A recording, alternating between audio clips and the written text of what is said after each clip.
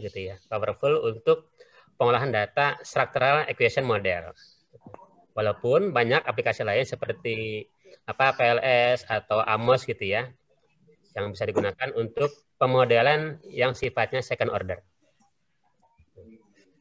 Nah, kenapa second order? Kenapa kok tidak first order? Ya, tergantung orderan kita ya, mau yang first atau mau second.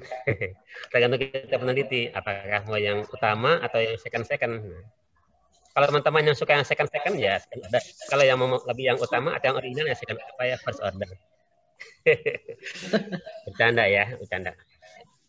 Biar tidak terlalu tegang. Izin saya share ya teman-teman ya materinya. Ini saya sharing.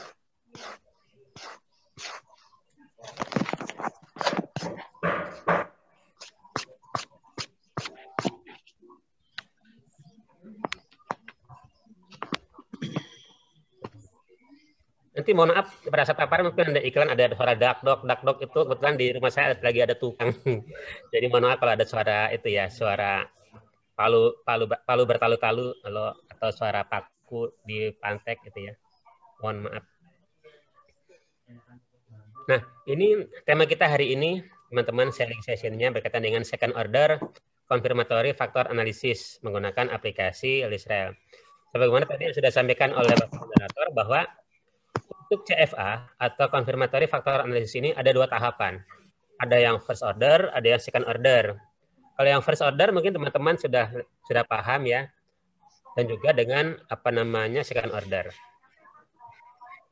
Namun pada kesempatan kali ini izin saya para senior, para ketua ya, sharing pengalaman saya berkaitan dengan pengolahan data menggunakan aplikasi second order.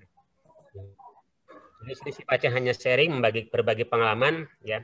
Di sini saya bukan yang lebih pintar atau lebih paham, hanya sharing saja pengalaman saya berkaitan dengan bagaimana sih melakukan pengolahan data second order terutama menggunakan aplikasi Lisrel.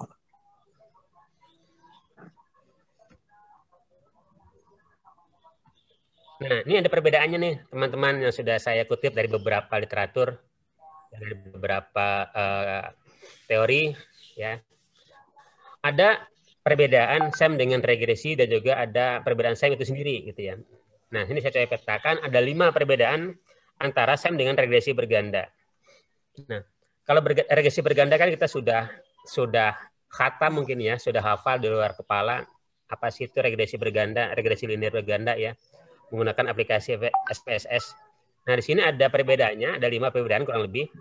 Yang pertama, perbedaannya adalah kalau SEM itu adalah memeriksa hubungan di antara peubah-peubah sebagai sebuah unit. Di sini saya istilahkan sebagai peubah, ya, peubah atau variabel. Ya. Namun saya lebih suka mengartikan sebagai peubah atau memproksikan sebagai peubah dibandingkan dengan variabel. Jika regresi berganda, hanya sedikit-sedikit saja, tidak menjadikan satu kesatuan. Artinya, jika menggunakan SEM, jika model yang kompleks ya, sebaiknya menggunakan SEM. Dari sisi asumsi pengukuran, jika menggunakan SEM itu, ya dengan kesalahan dapat ditangani dengan mudah jika dengan SEM. Nah, jika dengan regresi, asumsi pengukurannya ya tidak dapat dipertahankan. Kadang suka berubah-ubah. Lalu ada dalam modification index ya, menyediakan lebih banyak isyarat tentang arah penelitian dan pemodelan. Jadi dengan modifikasi ini, di SEM bisa memudahkan atau bisa mengarahkan ini loh yang harus dimodifikasi. Sedangkan di regresi tidak ada tanda-tanda atau indikator yang dapat kita modifikasi. Sedangkan di SEM kita bisa merubah atau memodifikasinya sesuai dengan teori. Jadi kita bukan merubah jawaban atau apa istilahnya ya, merubah atau memperbaiki jawaban, tapi kita lebih kepada memperbaiki model. Kalau dari regresi kan kita lebih banyak merubah jawaban ya. Jawabannya kurang baik atau tidak normal dijadikan normal. Nah, kalau di sini ada teori-teorinya bisa merubah model itu dari indeks itu dan bisa kita modifikasi. Nah, untuk perbedaan keempat, jika dengan SEM itu dapat menangani interaksi. Jika regresi berganda terutama tidak bisa. Yang kelima, mampu menangani model yang non-rekursif. Sedangkan ini tidak bisa. Untuk berganda ya. Itu perbedaan antara SEM dengan regresi berganda. Nah, bagaimana perbedaan antara SEM itu sendiri? Ya. Sebagaimana kita ketahui di SEM itu ada dua, ya, Bapak Ibu, teman-teman semua. Ada yang varian based SEM, ada yang covariant based SEM.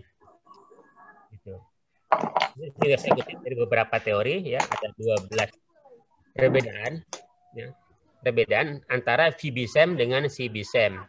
Di mana VB-SEM ini yang dikenal dengan PLS SEM atau partial linear, ya. Sedangkan CB-SEM itu biasa digunakan dengan Amos atau Lisrel atau aplikasi lain yang mendukung VB-SEM. Tapi di Indonesia ini yang terkenal adalah Amos dan Lisrel. Nah, pada kesempatan kali ini izinkan saya mengenalkan aplikasi Lisrel dengan software Simplis di dalamnya. Nah, ini perbedaannya, ya.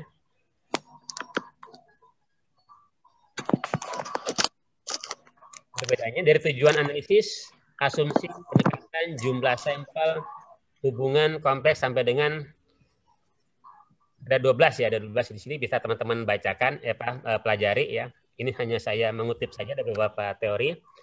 Saya petakan dalam suatu tabel. Itu. Yang pertama berkaitan dengan tujuan analisis. Jika VB-SEM itu hanya bersifatnya orientasi kepada eksploratory, ya.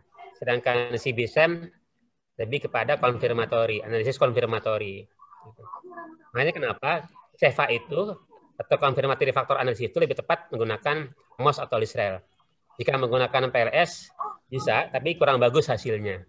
Karena memang peruntukannya daripada tujuan analisis berbeda, ya. Jika PLSM adalah exploratory, ya, atau mengeksplor lebih jauh teori yang ada atau temuan yang ada, sedangkan CB-SEM adalah kita mengkonfirmatori atau mengkonfirmasi hasil. Sehingga jika teman-teman nanti menggunakan confirmatory factor analysis, maka silakan menggunakan aplikasi Lisrel kah atau Amos. Bisa dipilih kedua-duanya. Silakan, hasilnya pun sama saja. Ini lebih kepada PC-nya lebih suka mana. Jika Amos itu usernya penggunaannya adalah by Windows, jadi tinggal kita menggunakan menggambar saja langsung tanpa coding. Sedangkan di Lisrel sini ada dua penggunaan, bisa menggunakan gambar atau melalui coding atau sintaks. Sedangkan di Amos kita tidak bermain sintaks, hanya bermain pada gambar-gambar saja, atau langsung pad di analisisnya. Kita buat gambar-gambar, kita hubungkan, sehingga menjadi sebuah unit analisis. Nah, berbeda dengan di Lisrel nih. Di Lisrel ada dua, bisa menggunakan gambar atau menggunakan sintaks. Nah, izinkan saya pada hari nanti mengenalkan aplikasi Lisrel dengan pendekatan sintaks atau coding, ya. Nah, asumsi dari sisi asumsi, jika menggunakan PLS itu asumsinya data tidak harus berdistribusi normal. Jadi jika pada penelitian teman-teman nanti misalkan datanya itu tidak normal, jangan khawatir, tidak usah besar dan tidak usah juga gundah gulana. Ada aplikasi yang dapat membantu teman-teman untuk mengolah data jika ditemui datanya tidak berdistribusi normal. Bisa menggunakan PLS. Ya, jika memang datanya tidak normal. Nah, jika di Lisrel datanya harus berdistribusi normal dia, baru bisa diolah. Ini pendekatannya adalah sini varian atau komponen base. Sedangkan di Lisrel adalah menggunakan covarian. Artinya apa? Artinya kalau di varian BSM ini datanya ini data langsung data aslinya tanpa dirubah, ya. Sedangkan di sini di Lisrel data asli itu dirubah terlebih dahulu. Data asli data mentah raw datanya dirubah menjadi data matris covarian, baru dia diolah menjadi sebuah model, gitu. Jadi membuat model bukan berdasarkan dari raw data, melainkan dari matriks data covarian. Berbeda dengan varian ataupun regresi lainnya yang diolah langsung daripada raw datanya. Nah, jumlah sampel di sini memang sih menarik, ya. Jika menggunakan PLS di bawah 100 respondennya bisa menggunakan PLS. Namun jika Lisrel di sini membutuhkan responden yang besar, ya. antara 200 sampai dengan 800 orang responden bisa digunakan sebagai responden untuk pengolahan data LISREL. Jika teman-teman di bawah 200, silakan menggunakan Smart PLS. Ya, jadi kita fleksibel saja, tidak usah perdebatan mengenai apakah menggunakan PLS atau menggunakan AMOS atau kondisial, silakan monggo tergantung penggunanya dan tujuan penelitiannya, apakah eksploratory ataukah konfirmatori. Gitu. Jika datanya normal menggunakan LISREL silakan, jika tidak normal menggunakan PLS. Jika datanya di bawah 100, respondennya silakan menggunakan PLS. PLS jika di atas 100 atau 200 silakan menggunakan LISREL. Keduanya adalah model SEM. Ya. Teman-teman bisa pilih yang mana. Gitu. Nah, yang menarik memang di sini dari sisi uji kelayakan model nih. Selain daripada tadi ya, selain daripada datanya yang tidak harus bersisi normal, lalu ada jumlah responden, gitu ya. Di LISREL yang menarik ada uji kelayakan model yang sangat banyak variasinya. Sedangkan di PLS hanya sedikit, ya, yang dijadikan parameter untuk uji kelayakan model. Sedangkan di LISREL banyak. Ya, ada EV, ada GFI, ada AGFI, ada TLI, ada CFI, macam-macam gitu ya. Ada banyak, ada 9 kalau tidak salah. Untuk parameter kelayakan modelnya. Nanti sama-sama kita bahas. Lalu ada kekuatan taksiran parameter, ya. Skor peubah laten. Nah, ini perbandingan antara VBSEM dan CBSEM. Sehingga dari sini kita bisa tadi itu memetakan apakah menggunakan PLS atau LISREL atau AMOS, monggo silakan.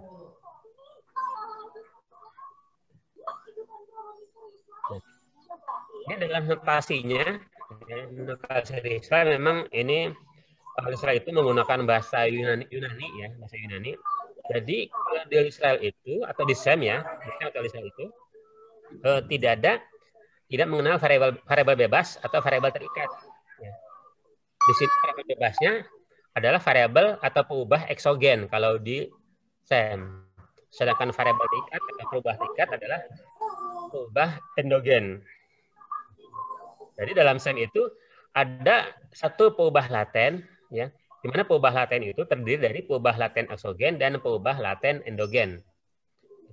Di mana eksogen adalah peubah bebas dan endogen adalah peubah terikat.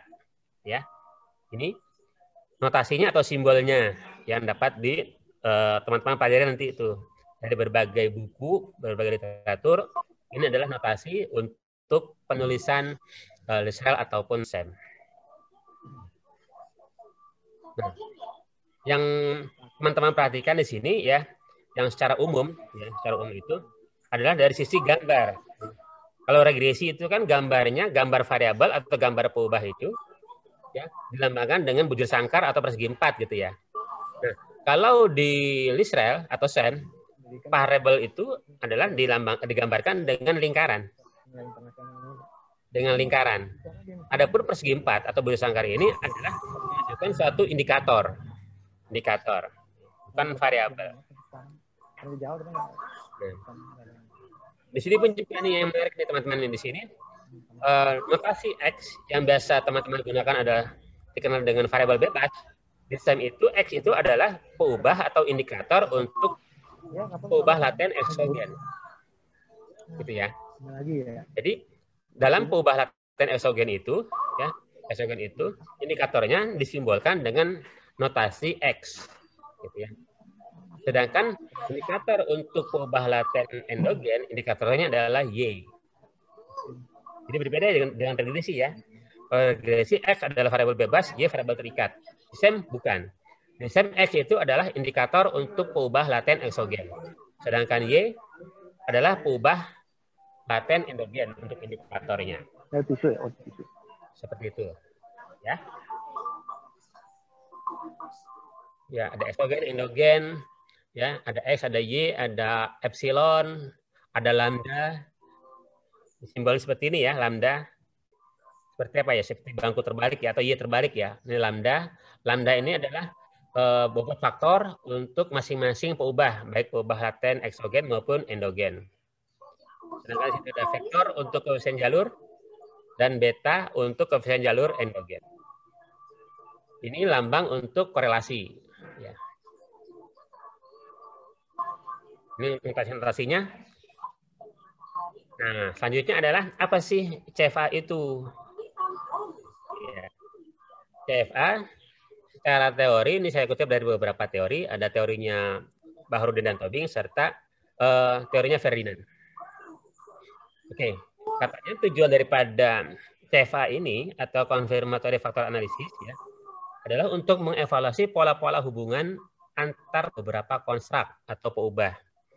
Ya. Setiap konstruk dibangun oleh indikator-indikator. Model analisis konfirmatory biasanya tidak diasumsikan arah hubungan antar konstruk, tetapi hanya adanya hubungan korelatif konstruk saja. Ya. Ini beberapa teorinya yang saya kutip. Jadi tujuannya adalah untuk menguji, ya, CFA itu untuk menguji atau mengkonfirmasikan sesuai dengan namanya konfirmatory. Jadi untuk mengkonfirmasikan secara empiris model pengukuran tersebut apakah secara empiris model atau indikator yang kita gunakan ini tepat atau layak digunakan dengan kriteria-kriteria tertentu. Nah, untuk CFA terbagi dua. Ada first order, ada yang second order. Kalau first order itu hanya satu tahapan saja atau satu tingkat saja. Jadi dia mengetahui dari peubah laten eksogen kepada dimensinya atau kepada indikatornya langsung, gitu ya, mengetahuinya. Itu first order. Namun jika second order itu mengetahui dua tahapan, dari peubahnya eksogen atau endogen kepada dimensi dan indikatornya. Jadi kita bisa melihat korelasi atau koefisien antar indikator dan antar dimensi di masing-masing peubah. Sedangkan untuk first order kita hanya mengetahui komposisi atau nilai koefisien untuk indikator ataukah dimensi yang digunakan untuk membentuk suatu peubah. Gitu. Sedangkan second order digunakan untuk mengetahui koefisien atau nilai daripada indikator dan dimensi secara langsung. Indikator dan dimensi yang membentuk peubah tersebut. Untuk lebih jelas nanti kita praktekkan seperti apa second order itu. Nah, ini beberapa asumsi untuk SEM, ya. Yang pertama adalah tadi ukuran sampel, ya. Ukuran sampelnya itu minimal adalah antara 100 sampai 200, ya. Namun yang lebih disarankan mendekati 200. Ya, di atas 150 responden sudah dapat digunakan untuk pengolahan data SEM. Tetapi tadi bergantung kepada tingkat kesulitan maupun kompleksitas daripada model. Semakin banyak peubah yang digunakan, ataupun semakin banyak variabel yang digunakan, maka semakin banyak responden yang digunakan juga, yang dibutuhkan untuk pengolahan data SEM. Lalu yang kedua adalah asumsi normalitas data, gitu ya. Yang penting ada tidak ada outlier, baik secara univariat maupun multivariat. Dan juga tidak ada multikoliniaritas.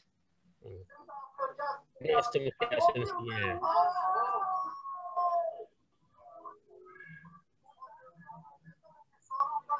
Tapi selain asumsi-asumsi dalam SEM juga ada uji kelayakan model. Nah, uji kelayakan model pada SEM ada 3, teman-teman. Yang pertama adalah overall model fit, ya. Jadi kita uji model secara keseluruhan. Lagi 50. Dengan beberapa kriteria atau dengan beberapa pengukuran.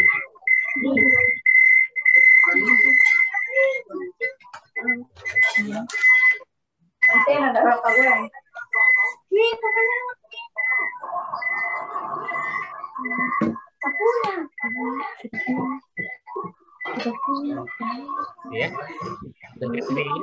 Ini ada 7 yang saya katakan, ya, untuk overall model fit, ya. Yang pertama adalah chi-square. Chi-square ini diharapkan kecil, gitu ya. Lalu ada RMCA, root mean square error of application, ya.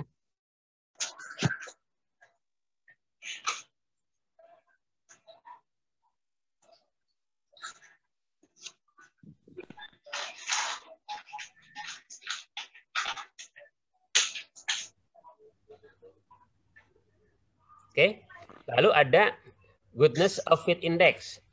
Ini disyaratkan lebih besar atau sama dengan 0,90. Lalu ada TLI, NFI, CFI, ya. Di mana ketiganya ini harus lebih besar daripada 0,90. Gitu gitu ya.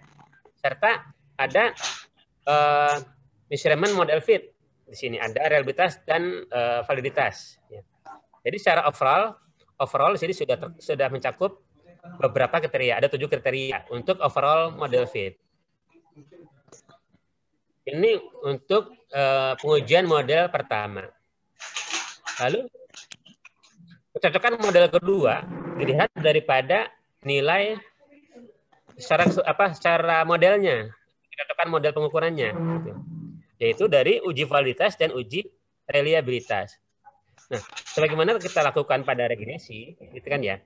Kalau regresi kan kita lakukan terlebih dahulu uji validitas dan reliabilitas untuk mengetahui apakah kuesioner tersebut layak untuk dilakukan pengujian. Ya. Kalau untuk regresi ya, kita uji dulu validitasnya, reliabilitasnya, baru kita lakukan pemodelan regresi.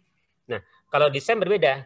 Di SEM itu kita si kuesioner tidak langsung kita ujikan validitas reliabilitasnya, tetapi nanti pada saat pengolahan baru kita ujikan apakah secara model cocok dari sisi validitas dan reliabilitas.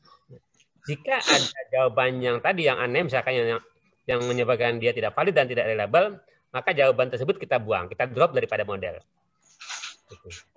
Jadi dengan SEM ini kita bisa, kenapa membutuhkan responden yang banyak, tujuannya adalah tadi itu, untuk mendrop jawaban responden yang sekiranya menyebabkan model tidak valid dan tidak reliable. Jadi kita tidak merubah atau mengadjust jawaban, tetapi kita langsung membuangnya dari model atau dari jawaban, dari rekapan. Misalkan dari 200 orang responden, ternyata setelah diolah, ada 10 orang yang menyebabkan dia tidak valid. Kenapa?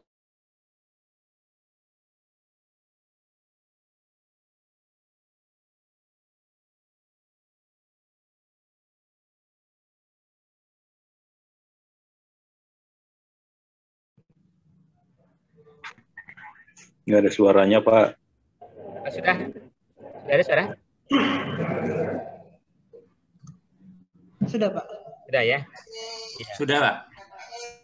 Jadi saya ulangi, ya, untuk pengukuran model ini, kecocokan model yang kedua, yaitu kecocokan model pengukuran, ya.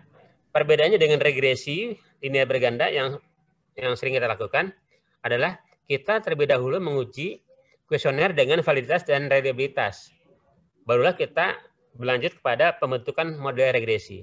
Sedangkan di SEM, ya, pengujian itu nanti, ya, validitasnya itu ada di dalam, masuk ke dalam bagian daripada pengujian model. Sehingga baru kita petakan apakah ada jawaban-jawaban yang aneh atau yang outlier, baru kita drop daripada model.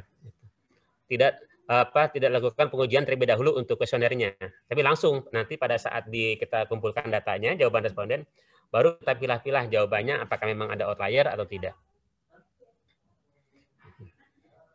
Nah, untuk uji validitas ini sama dengan regresi ya. Ketentuannya adalah jika nilai standar loading faktornya itu lebih besar atau sama dengan 0,50, dikatakan valid suatu indikator. Nah, untuk reliabilitas di sini ada 2 pendekatan. Ada dengan construct reliability dan juga dengan varian ekstrak. Nah, keduanya nanti kita hitung apakah dia lebih besar daripada 0,70 atau lebih besar daripada 0,50 untuk varian ekstrak. Ya, jadi untuk validitas ada satu indikator yang digunakan, yaitu nilainya harus lebih besar daripada 0,50. Sedangkan uji reliabilitas ada 2 indikator yang digunakan atau 2 pendekatan yang digunakan, yaitu pendekatan construct reliability dengan nilai lebih besar atau sama dengan 0,70 dikatakan reliable. Dan juga nilai varian ekstraknya itu harus lebih besar atau sama dengan 0,50. Jika keduanya memenuhi syarat, maka dikatakan reliable atau konsisten. Ini perbedaannya. Nah, di LISREL karena dia menggunakan by syntax atau by coding, sehingga untuk menghitung construct reliability dan varian ekstraknya ini secara manual.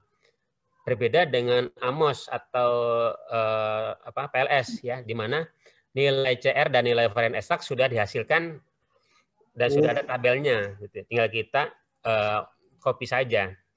Sedangkan di LISREL ini harus kita hitung secara manual untuk menghitung berapa besaran nilai construct reliability dan berapa besaran nilai varian ekstraknya. Nanti kita praktekkan bagaimana cara menghitungnya dengan rumus ini. Selanjutnya adalah setelah uji kelayakan model, uji kecocokan model, pengukuran yang ketiga adalah kecocokan model struktural atau struktural model fit. Ini adalah pengujian yang ketiga. Yaitu dilihat dari nilai signifikansinya. Gitu ya. Nilai signifikansi. Nah, ini tergantung daripada berapa besar standar error atau tingkat kesalahan yang teman-teman gunakan. Jika menggunakan standar errornya itu adalah 5%, maka nilai T-value-nya adalah 1,96. Gitu. Jika standar error-nya 1%, maka nilai T-value-nya adalah 2,58. Artinya apa? Jika teman-teman menggunakan standar error 5% misalkan, maka nilai T-value-nya itu ya atau nilai T-nya harus lebih besar daripada 1,96. Tolong berikan itu satu. Sedangkan pengujian yang kedua model struktural adalah sama air biasa untuk gelas. Keseluruhan struktural model atau R kuadrat ya. R kuadrat di sini ya. R kuadratnya secara teori ya. Jika nilai R kuadratnya itu lebih besar atau sama dengan 0,50, maka model tersebut layak. Jadi dalam pengujian model pada SEM ada 3 tahapan ya. Yang pertama tadi model atau overall model fit ya, overall model fit. Yang kedua adalah measurement model fit ya. Jadi yang kita ukur adalah pengukurannya atau indikatornya. Lalu yang ketiga adalah structural model fit. Ya, yang dilihat dari signifikansi dan nilai R kuadrat. Gitu. Nah, izinkan saya dalam sharing session ini menggunakan studi kasus dengan judul Analisis Kualitas Layanan dan Persepsi Harga terhadap Keputusan Pembelian Jasa Ekspedisi PT Kadiri Logistik Kargo. Di mana untuk data penelitiannya sudah saya share di grup dan sudah saya emailkan juga. Mudah-mudahan teman-teman sudah itu ya, sudah mendownload ya. Dan juga untuk aplikasi LISREL juga sudah saya share juga. Mudah-mudahan teman-teman sudah bisa menginstalnya ya. Di sini dalam studi kasus ini ya ada 3 peubah ya. Yang pertama peubah kualitas layanan sebagai peubah eksogen pertama, lalu persepsi harga sebagai peubah eksogen kedua terhadap keputusan pembelian sebagai peubah endogen gitu ya. Nah, dari ini saya buat yang namanya kerangka pemikiran gitu ya. Kerangka pemikiran. Nah, kerangka pemikirannya untuk kualitas layanan, saya ambil teorinya Kotler dan Keller tahun 2013, gitu ya. Di mana untuk mengukur kualitas layanan membutuhkan 5 dimensi, yaitu reliability, responsive, assurance, empathy, dan tangible sebagaimana yang sudah kita pahami bersama, gitu ya. Kenapa sih membutuhkan dimensi atau indikator untuk mengukur suatu konstruk atau peubah? Ya, karena memang untuk peubah laten ini tidak bisa diukur secara langsung. Jadi harus diukur melalui dimensinya atau indikatornya. Contoh di sini kualitas layanan. Kita tidak bisa mengukur langsung bagaimana kualitas layanan itu. Jadi untuk mengukur suatu kualitas layanan harus membutuhkan yang namanya dimensi atau indikator untuk mengukur kualitas daripada suatu layanan. Lalu untuk persepsi harga, saya menggunakan teorinya Shipman dan Kanuk tahun 2008. Di sini ada 2 dimensi ya yang digunakan untuk mengukur persepsi harga. Yang pertama adalah harga yang dipersepsikan, dan kedua adalah harga yang direferensikan. Nah, teori yang ketiga, teori berkaitan dengan keputusan pembelian. Ini saya menggunakan teori Kotler di mana untuk keputusan pembelian sebenarnya ada secara teori ada 5 ya, ada 5 dimensi. Namun saya gunakan 3 saja di sini. Yang sesuai dengan penelitian saya, yaitu mencari informasi, evaluasi alternatif, dan keputusan pemilihan. Nah, dari model ini, dari kerangka pemikiran ini, dibuatlah suatu, ini metodologinya, ya, metodologinya. Saya menggunakan teori Haier untuk menentukan atau mendapatkan sampel, ya, karena populasi saya tidak ketahui berapa besar populasinya, maka karena tidak diketahui populasinya, untuk sampel saya menggunakan pendekatan Haier, yaitu 5 kali jumlah indikator, sehingga didapatkan sampel sebanyak 185 orang responden. Namun secara pengolahan nanti dari 185 ini ternyata ada 10 orang responden yang jawabannya aneh atau ngaco. Makanya saya drop, sehingga yang digunakan sebanyak 175 orang responden yang dijadikan sebagai sampel. Ini objeknya yang saya ukur, kualitas layanan, persepsi harga, dan keputusan pembelian. Nah, pengumpulan data dengan saya sebar gitu ya, secara online dengan syarat dia adalah pengguna atau konsumen daripada PT Kadiri Logistik Kargo. Nah, dari model tadi, dari kerangka ini lalu saya buatkan paradigma, definisi operasionalnya, Nah, di sini saya buat definisi operasional peubahnya, ya. Untuk masing-masing dimensi di sini sudah ada terpetakan. Misalnya di sini pada kualitas layanan saya menggunakan teorinya Kotler dan Keller, ya. Untuk dimensi reliability diukur dengan 5 indikator. Ya.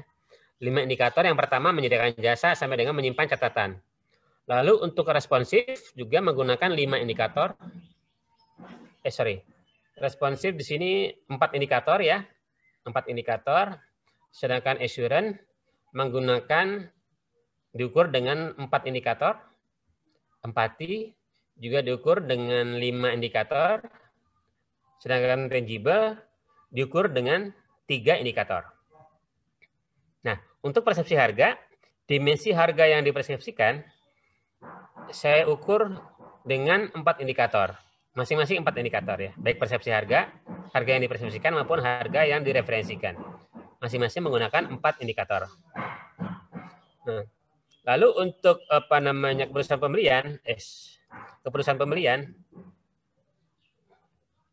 ini ketutup, ya. Gesernya gimana ini gesernya?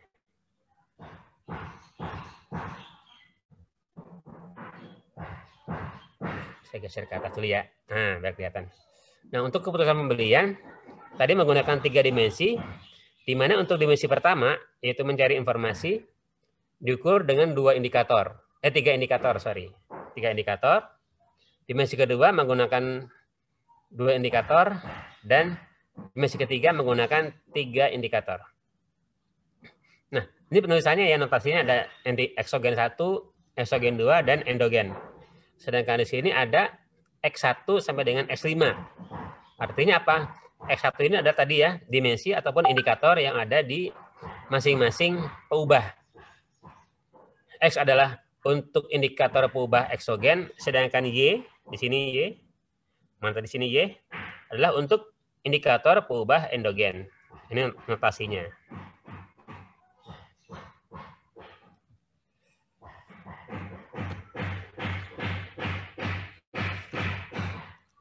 Nah, ini modelnya, model dan paradigma, ya. Saya gambarkan seperti ini. Nah, ini untuk first order, teman-teman. First order, ya.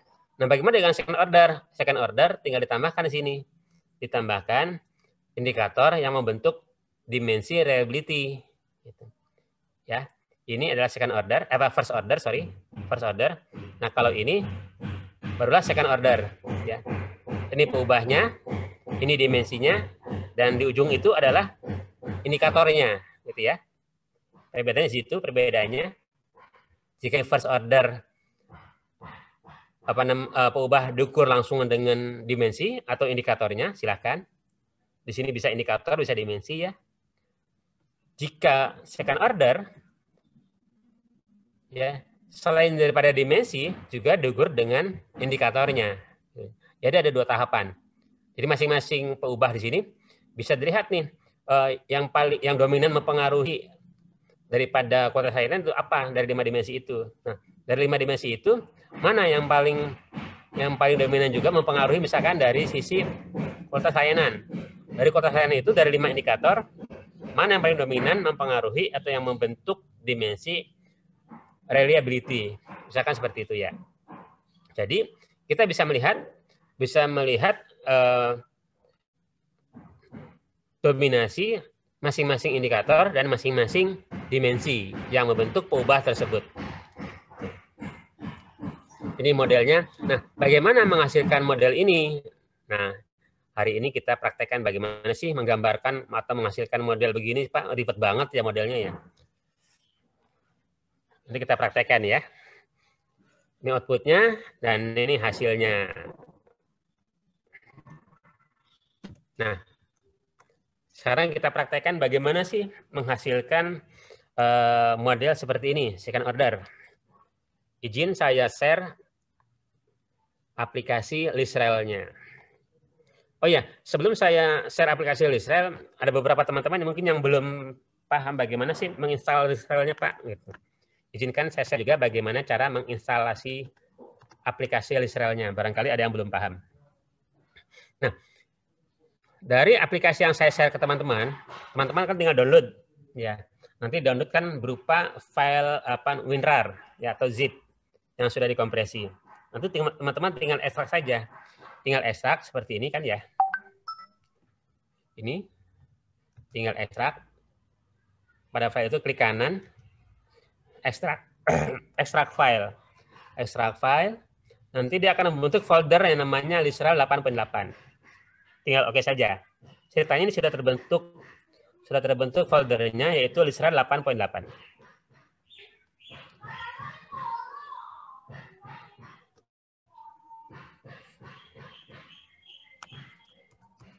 Ini folder yang sudah terbentuk yang sudah diekstrak. Teman-teman klik saja buka lagi. Nah, yang dijalankan adalah ini ListRel 88F ya. ListRel 88F. Nah, untuk memudahkan sebelum teman-teman install, teman-teman buka yang serial 880. Ini adalah nomor serial number-nya. Teman-teman buka ini. Buka ini, lalu teman-teman blok ya.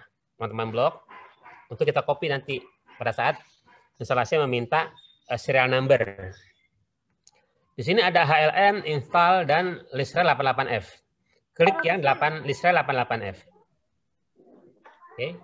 Lalu ada ebook dan ListRel 88 release. Klik yang 88 release. Ini. Tinggal yes. Ya. Tunggu beberapa saat sampai muncul tampilan gambar daripada ListRel. Ini yang saya gunakan adalah ListRel 8.8. Jika teman-teman ada yang versi di bawahnya atau versi di atasnya, silakan. Sama saja secara prinsip ya. Tinggal next saja, next terus, next, lalu yes. Nah, di sini ada name ya. Nama bebas, apakah nama sendiri atau nama siapapun silakan. Untuk perusahaan, company siapa silakan, apakah nama kampus atau diketik home juga boleh. Silakan. Nah, serial tadi tinggal kita paste dari sini kan ya tadi ya. Ini kita copy, kita pastekan. Kita pastekan di yang tadi. Di sini. Oh, tidak bisa langsung ya, harus satu. Oke. Jadi ini LP 880. Untuk kolom kedua, kembali lagi ke sini. Kita blok yang ini. Biar tidak salah ketik. Lalu yang ketiga, kita kembali ke sini, kita blok lagi agar tidak salah ketik juga. Copy, pastekan ke sini. Misalkan situ ya, lalu next. Lalu next tunggu sampai selesai. Tunggu sampai selesai dia proses, selesai. Next lagi tunggu sampai selesai, gitu ya. Ini karena saya sudah ada, nanti tinggal lihat saja ya. Nanti tinggal lihat saja. Akan membentuk folder namanya ListRel untuk di drive C-nya itu. Teman-teman tinggal yes. Next lagi. Tunggu sampai selesai, ya.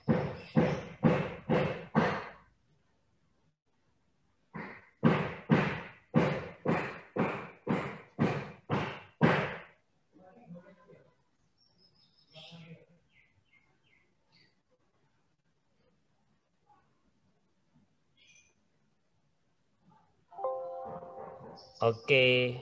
Nah, tinggal finish. Sudah successfully. Ini tinggal no saja. Silakan mau di yes boleh, di restart atau no pun tidak apa-apa. Nah, ini sudah berhasil kita install aplikasi Lisrael-nya. Ini ya tampilan awal daripada Lisrael.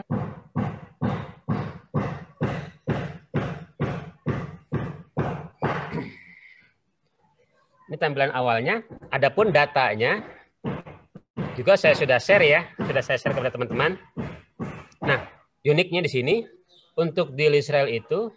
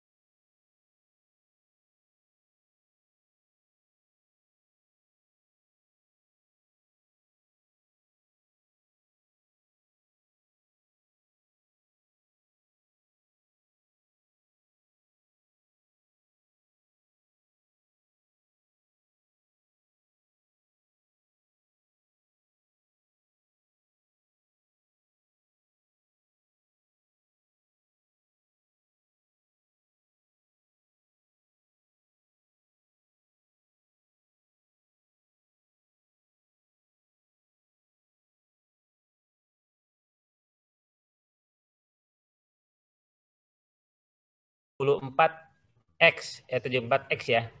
74X dan sampai dengan X7 ya, X7 dan juga Y-nya adalah Y3. Jadi ada 7 indikator ada 7 dimensi dan 7 dimensi pada variabel eksogen dan 3 dimensi pada peubah endogen.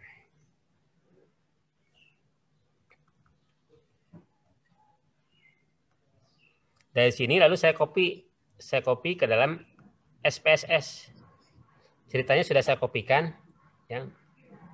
Ini hasilnya.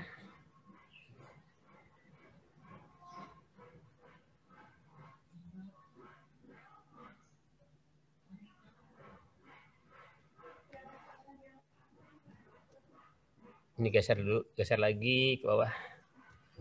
Geser lagi ke bawah. Biar tidak mengganggu.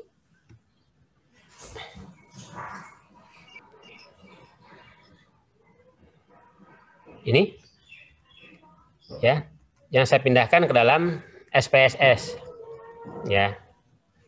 Kenapa saya menggunakan SPSS tidak langsung di Excel-nya? Saya pernah kejadian kalau di Excel itu datanya suka berubah jika diekspor langsung ke Lisrael. Sehingga saya membutuhkan pengolahan ke SPSS, baru kita ekspor ke Lisrael. Ini kita hapus dulu ya. Ini kita hapus. Ini kita hapus dulu, clear. Ini tidak kita gunakan. Ini saya gunakan untuk membuat diagram atau membuat analisis deskriptif. Bisa hapus.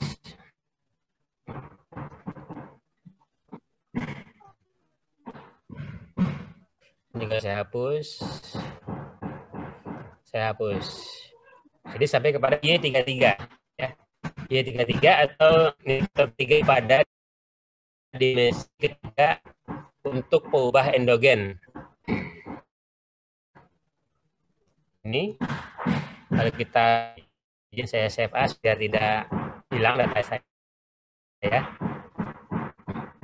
Saya simpan dalam satu folder di sini namanya langsung. Ya. Di sini saya buat latihan di folder Unigo biar tidak salah juga. Saya buat latihan SEM nama filenya ya, latihan SEM. Saya simpan. Kita kembali ke Lisrael. Latihan SEM. Kita lewat sini ya. Lalu kita klik open ya. Sudah. Jadi tentukan apa namanya tipe filenya, sudah dipastikan bahwa tipe filenya adalah SPSS data file ya, agar tidak salah. SPSS data file dengan extension .sav.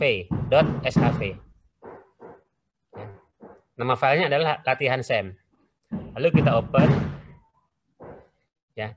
Lalu kita beri nama untuk latihan hari ini, untuk model daripada data ini. Misalkan kita namakan data Unigo, ya. Data kargo tadi ya, data kargo, ya. Tipenya tetap ya PSF sebagai perlist data. Kita save di sini.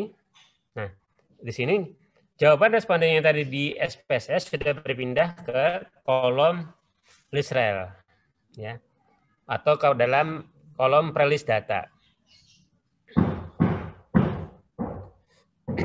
Selanjutnya kita klik ini, teman-teman ya, klik data, ya. Ini data ordinal, ya, data ordinal yang dihasilkan dari skala Likert, ya. Skala 1 sampai 5, kita rubah terlebih dahulu menjadi data continue.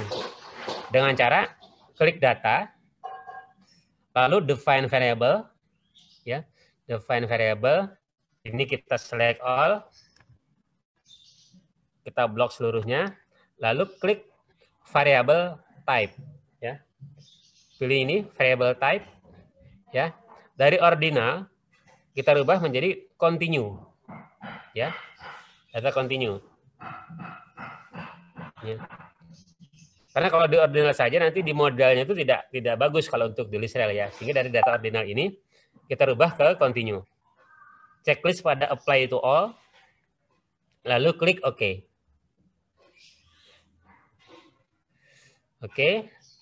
Lalu selanjutnya klik OK. Nah, seperti ini. Memang tidak ada perubahan ya. Tidak ada perubahan di sini. Nah, ini yang saya maksud adalah raw data. Nah, jika di regresi itu atau di PLS yang dihitung adalah langsung kepada raw datanya. Nah, sedangkan di list rel dari raw data ini dirubah menjadi covariant data. Data covariant. Nah, dengan cara apa? Dengan cara klik statistik, ya. Lalu klik output option, ya. Di sini ada matriksnya adalah covariant, ya. Kita checklist pada save to file, lalu cek juga pada list rel sistem data. Ya. Kita beri nama, walaupun sudah otomatis sudah membentuk namanya, yaitu data kargo. Ya. Sekarang kita beri nama juga data kargo, ya, biar tidak salah. Selanjutnya kita klik OK. Yang lain-lain abaikan saja. Jadi kita hanya bermain di momen matrix, ya, dengan tipe data momen yaitu covariant. Secara default sudah covariant. Lalu klik OK. Nah, ini yang disebut dengan apa namanya, covariant matriksnya, ya. Covariant matriksnya, nah, ini datanya. Data inilah yang diolah oleh list rel, ya. Jadi bukan dari raw datanya atau data mentahnya, tapi dari matriksnya yang diolah oleh si list rel. Dari data ini dijadikan suatu model SEM. Gitu. Nah, selanjutnya kita tinggal menggambarkan atau membuat model daripada second ordernya. Ya, sudah kita simpan, sudah kita bentuk covariant matrix. Sekarang kita membuatkan modelnya dengan cara klik file, ya, lalu new, ya, lalu di sini ada prelist data, simplest project, list rel project, ya. Saya lebih suka menggunakan yang simplest, yang simple saja, ya. Maka saya menggunakan yang simplest project. Ya. Oke, simplest project kita oke. Kita oke. Misalkan kita buat yang namanya full model atau second order boleh deh, second order. Second order. Silakan mau second order atau nama apapun yang teman-teman mudah mengingatnya. Ya. Lalu klik save.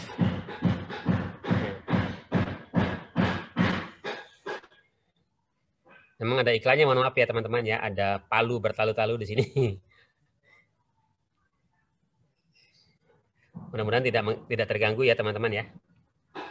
Nah, di sini masih kosong codingnya atau sintaksnya. Kita tinggal bentuk saja. Kita tinggal setup variabel-variabelnya. Ya. Dengan cara klik setup. Ya, sini setup, kita klik. Lalu kita panggil variabelnya. Kita panggil datanya dengan cara klik variabel. Ya. Lalu klik ini, add read variable. Add or read variable. Read from file, biarkan saja. Result from file, lalu klik browse. Klik browse, itu sudah tertuju kepada data cargo.dsf. Ya. Lalu klik open. Klik open. Klik OK. Ya. Nah, yang baris pertama yaitu konstan kita hapus. Ini kita hapus saja, kita klik del. Kita hapus. Lalu tidak kita gunakan untuk perhitungan. Ya.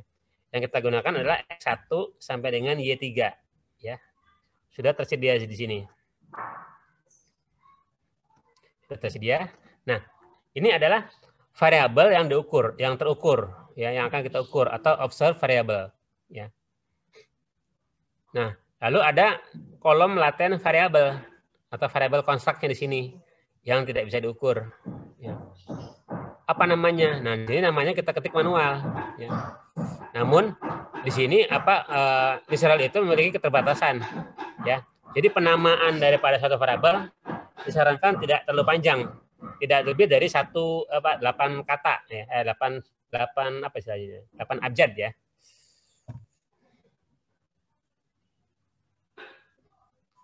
Nah, membuat nama variabel dengan cara di sini klik add latent variable.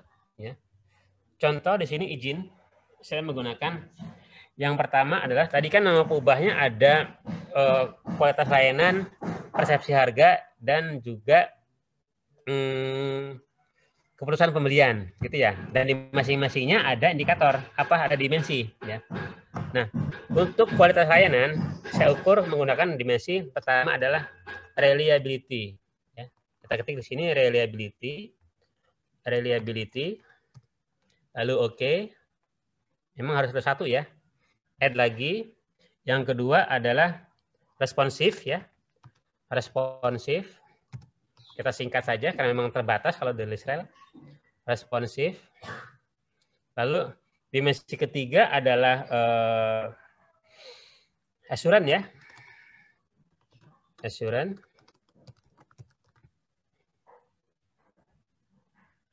Lalu yang keempat adalah empati. Yang kelima adalah tangible.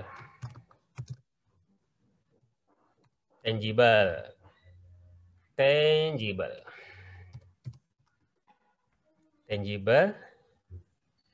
Ini adalah untuk dimensi daripada kualitas layanan. Nah, kualitas layanan saya singkat layanan saja ya.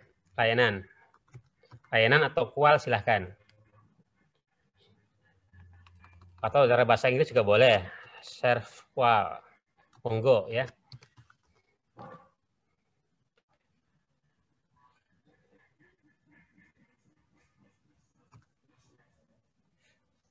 Lalu dimensi yang kedua, dimensi yang keenam untuk peubah eksogen kedua.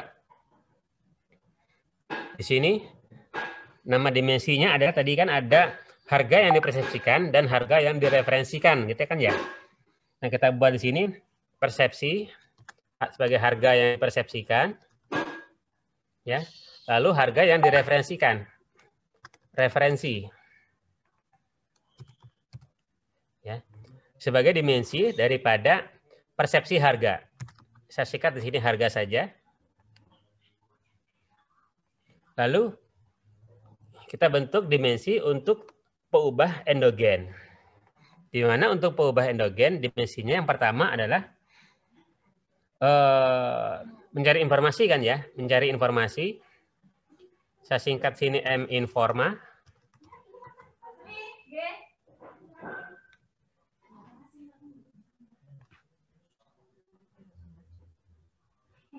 Lalu yang kedua adalah pembelian. Alternatif ya, alternatif pembelian ya, alternatif dimensi yang kedua. Lalu dimensi yang ketiga adalah pembelian atau keputusan pembelian. Nah, ini yang ketiga tadi, yang terakhir adalah dimensi untuk pengubah keputusan pembelian. Saya singkat keputusan di sini. Keputusan, lalu oke. Oke, lalu next. Ya, mudah-mudahan saya menyampaikan tidak terlalu cepat ya teman-teman ya. Apakah terlalu cepat dan teman-teman bisa mengikuti teman-teman? Iya, Pak. Bisa diikuti ya? Rekamannya nanti kita share di grup atau nanti bisa juga yang agak ketinggalan bisa lihat di YouTube, Pak. Oke, jadi aman ya Pak ya? Aman. Takutnya terlalu cepat bicara saya. Lalu kita klik next dari sini. Sudah terisi semua ya, indikator, dimensi dan pengubah. Lalu klik next. Nah, di sini yang diisi yang kita rubah hanya daripada number of observation ya. Berapa numbernya? Tadi kan kita menggunakan 175 responden ya. Maka di sini kita ketik 175. 175 responden sebagai sampel. Lalu klik OK. Klik OK. Sudah tersimpan di setupnya.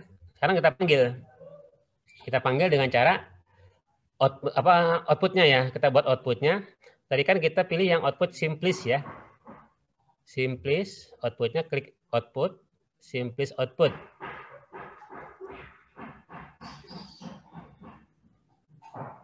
Di sini desimalnya terserah teman-teman mau 2 atau 3 ya. Kalau 3 tinggal jadikan 3 gini di klik yang atas 4 ya. Tergantung teman-teman mau berapa desimal di belakang datanya tadi nanti outputnya. Yang lain abaikan saja. Tidak usah dirubah-rubah, lalu klik OK. Ya, secara default dia sudah memilih untuk maksimum likelihood ya. Untuk metode estimasinya. Namun bisa teman-teman rubah apakah menggunakan JLS ataukah two stage ataupun yang lain-lain ya. Namun secara default adalah sudah maksimum likelihood.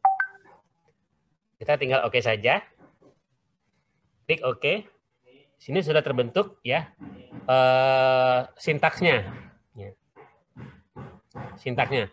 Nah, dari sini tinggal kita lengkapi untuk memasukkan atau menginput indikator dan variabel. Seperti itu. Nah, dimulai kita membentuk yang namanya indikator untuk dimensi pertama. Dimensi pertama pada pengubah eksogen, yaitu kualitas layanan. Pak Sofyan, mohon maaf Pak. Ya. Kelihatannya dia double suara tuh sama si YouTube-nya mungkin. Oh. Ada suaranya jadi itu dubbing. Saya matiin dulu ya yang YouTube ya. Iya Pak, terdouble. Iya. Terima kasih sudah diingatkan, lupa ditutup yang di YouTube-nya.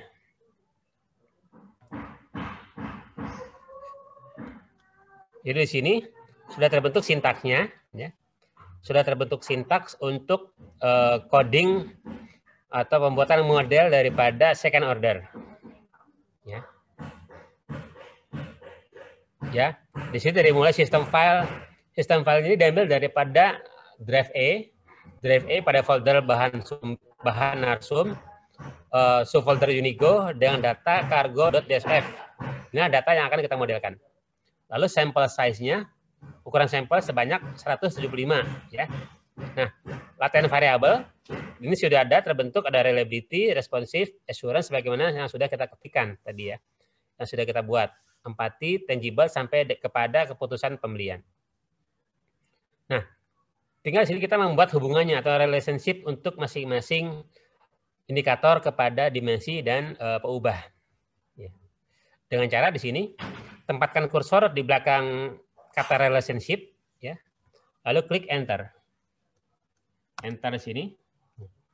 Yang pertama kali adalah kita membuat atau membentuk indikator, 5 indikator untuk dimensi reliability atau dimensi pertama pada peubah eksogen keputusan pembelian, kualitas layanan.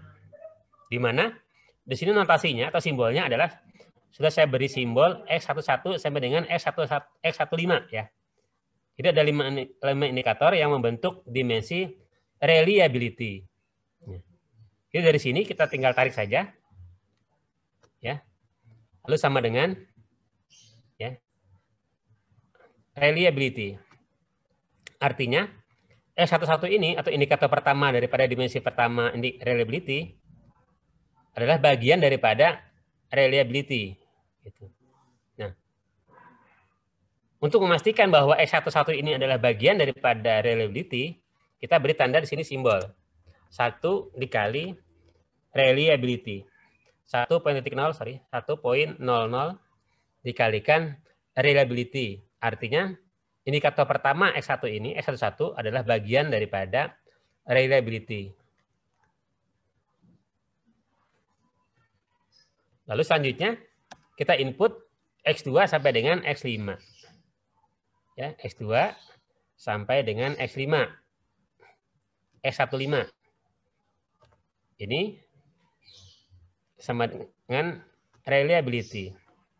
Artinya X1 sama dengan X11 sampai dengan X15 adalah 5 indikator yang ada di dimensi reliability. Gitu ya. Jadi kita kelompokkan masing-masing dimensi, masing indikator kita kelompokkan kepada dimensinya. Ini tahap pertama. Ya. Lalu selanjutnya kita kelompokkan indikator yang membentuk dimensi responsif. Gitu. Di mana untuk membentuk dimensi responsif dibentuk dari 4 indikator. Ya. Di sini notasinya adalah X21. Artinya indikator pertama untuk dimensi kedua yaitu responsif. Saya tarik di sini. Sama seperti tadi ya. Sama dengan 1.00 dikalikan responsif ya. Responsif kita tarik di sini. Enter. X22 sampai dengan X24 sama dengan responsif. Sama dengan reliability, artinya di sini untuk dimensi responsif dibentuk dari 4 indikator. Ya, dengan notasi X21 sampai dengan X24. Selanjutnya kita bentuk untuk dimensi ketiga, yaitu assurance, yang terbentuk dari di sini terbentuk dari 4 indikator. Ya. Dengan notasi X31. X31 kita tarik 1.00 dikalikan assurance. Oke. Assurance. Ya. Selanjutnya, indikator selanjutnya yaitu X32 sampai dengan X34. Ini pun masuk dalam dimensi assurance. Jadi ada 4 indikator ya. Ada 4 indikator yang membentuk dimensi assurance. Selanjutnya, kita membentuk dimensi empati. Empati di sini ada 5 indikator. Yaitu X41 sebagai indikator pertama pada dimensi keempat, yaitu dimensi empati. Ya. Jangan lupa dikalikan di sini tadi empati ini ya. 1.00 dikalikan empati. Lalu indikator berikutnya ya X42 sampai dengan X45. Nah, ini pun sama sebagai indikator daripada empati. Lalu untuk selanjutnya adalah indikator yang membentuk dimensi tangible sebagai dimensi kelima pada peubah kualitas layanan. Di mana Dimensi tangible dibentuk dari 3 indikator. 3 indikator. 1,00 dikalikan dengan tangible. Ya. Jadi ini untuk kita sudah kelompokkan masing-masing indikator ke dalam dimensinya. Ya. Jangan sampai tersalah membentuk dan memasukkan indikator tersebut ke dimensi.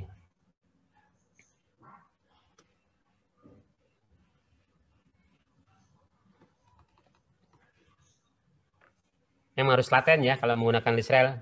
Beda dengan Amos, tinggal klik-klik saja dengan buat kotak, lalu kita running. Kalau di sini perlu ketelatenan dalam membuat rumus maupun codingnya. Nah, di sini sudah terbentuk ya. Reliability, responsive, assurance, apathy, sampai dengan tangible. Oke, ini adalah dimensi, indikator, dan dimensi yang ada di kualitas layanan atau service quality. Ya, singkat dia. Nah, berarti sekarang kita 3 kelompokkan saja. 3 kelompokkan bahwa dimensi reliability, dimensi responsive, dimensi assurance, dimensi empati, dan dimensi tangible itu adalah dimensi yang membentuk service quality. Nah, seperti itu. Ya. Sudah kita bentuk. Copy paste saja itu. Gimana? Itu copy paste saja Kak yang tadi itu. Oh, bisa dari sini juga paste bisa, boleh. Oh iya, terima kasih Pak. Iya. Jadi boleh copy paste, boleh di drag and drop, silahkan. Ya, caranya. Nah, ini untuk kualitas layanan. Ya. Sekarang kita bentuk atau kita susun untuk yang persepsi harga. Ya. Untuk persepsi harga, indikatornya adalah, dimensinya adalah dimensi persepsi, harga yang dipersepsikan, dan harga yang direferensikan. Gitu kan ya tadi ya. Dipersepsikan dan direferensikan. Oke. Ini kita tarik, kita drag di sini. Ini adalah indikator untuk dimensi persepsi.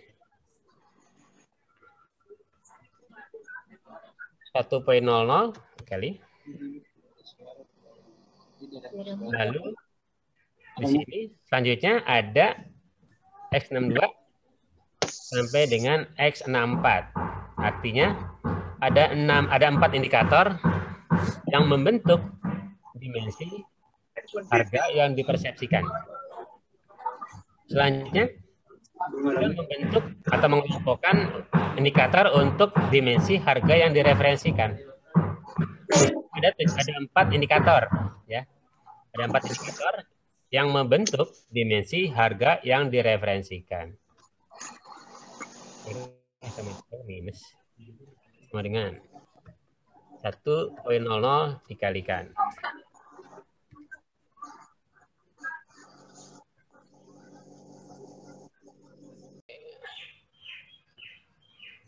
Ini sudah keluar ya? Oke, sudah keluar ini. Sudah keluar, ini kita SS simpan. Nah, outputnya ini saya tutup dulu ya, biar teman-teman juga tahu dapat dari mana ini angka ini. Ini kita close dulu. Nah, tadi udah standardized, udah value sudah. Lalu ini kita butuhkan estimasi. Nah, estimate. Nilai estimate. Ini kita print juga. Ya, nilai estimasinya.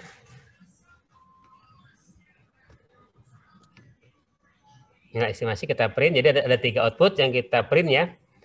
Output T-value, output untuk standardized solution, dan output untuk estimate. Estimate.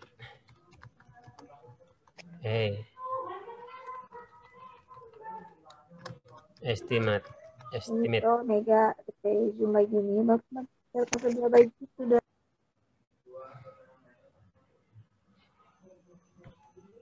Ya. Ini.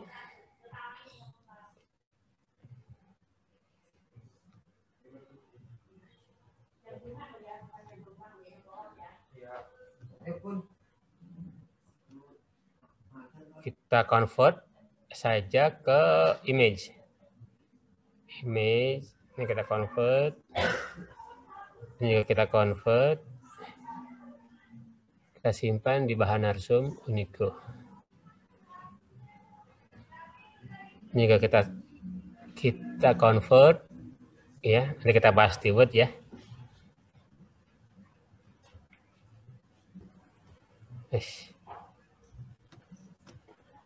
Convert.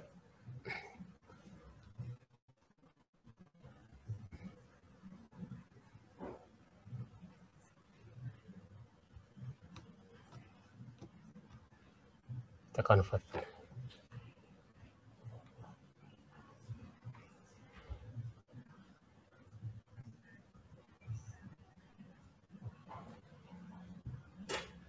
Oke, kita buka Word-nya. Tadi ke Israel dulu ya. Kalau Israel, ini kita close. Nah, ini output nih, ya. Ini nanti yang akan kita olah output ini, ya. Dengan cara klik file, save as, ya, save as outputnya. Kita jadikan doc. Kita jadikan doc. Ya, all file doc, ya. Doc agar kita bisa buka di Word. Oke, kita buka sini. Unigo. Ini ya. Nah, ini dia. Oke. Nah, ini hasilnya. Ini angkanya.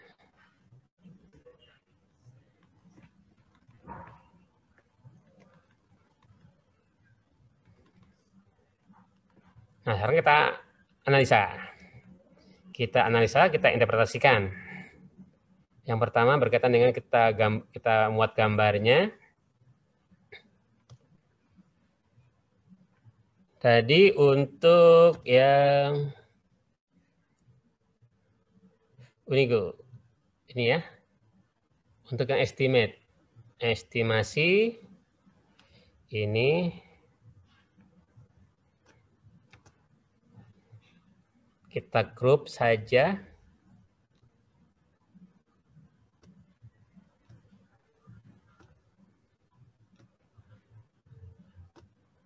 Wah, mudah-mudahan cukup waktu ya. Mudah-mudahan cukup waktu.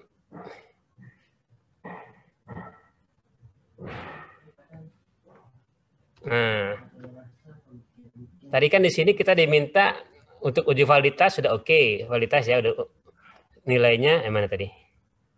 Nilainya yang standardized solution SS ini.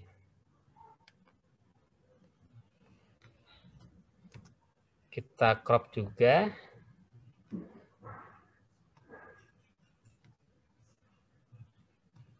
Kita crop di sini. Ya. Nah, nilainya sudah lebih besar daripada 0,50 ya.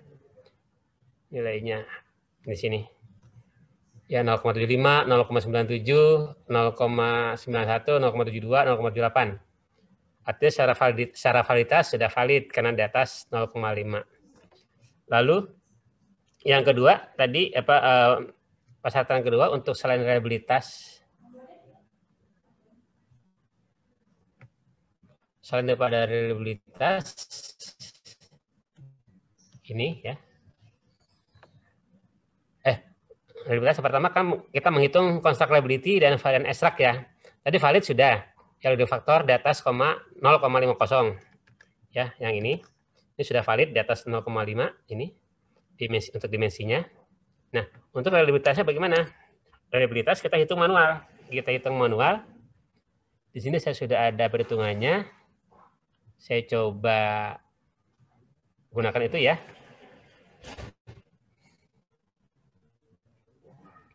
Hitung konstruk, nanti saya share ke teman-teman bagaimana hitung konstruknya. Ini dia.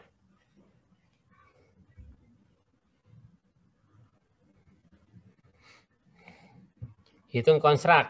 Nah, di sini kita menghitung misalkan untuk kualitas layanan ya. Kualitas layanan tadi kan ada dimensi dan indikator. Ya. Dimensi dan indikator, ada 5 dimensi dan ada hampir 30 ya, 30 indikator.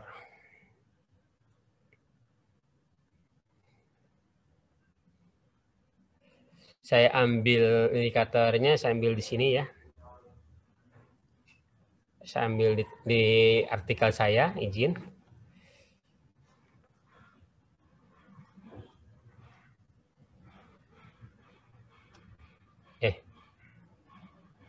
Dari mana ya artikel? Oh, di sini. Saya ambil di sini saja ya. Datanya, ini dia.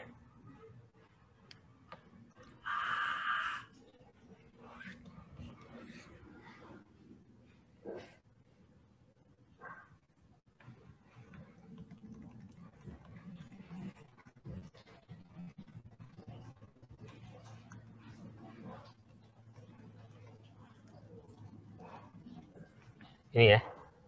Ini kita copy ke Excel. Saya copy di sini deh.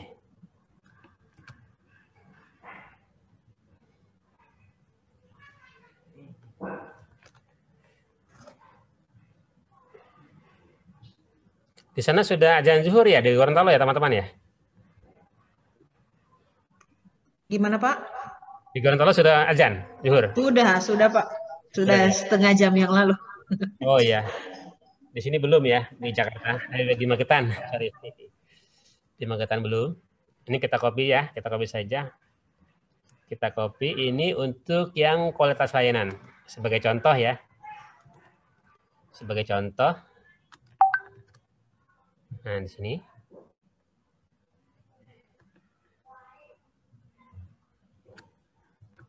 Contoh di sini.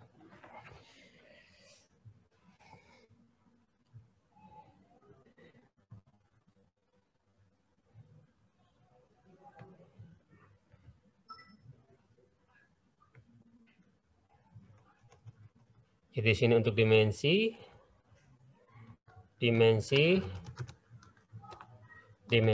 satu kolom lagi indikator.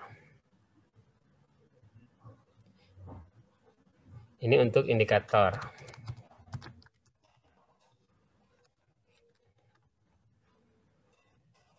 Ini dimensi reliability.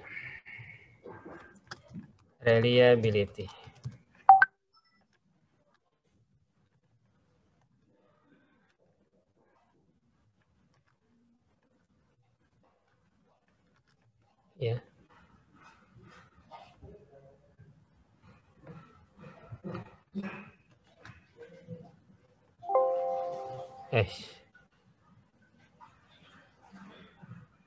Lalu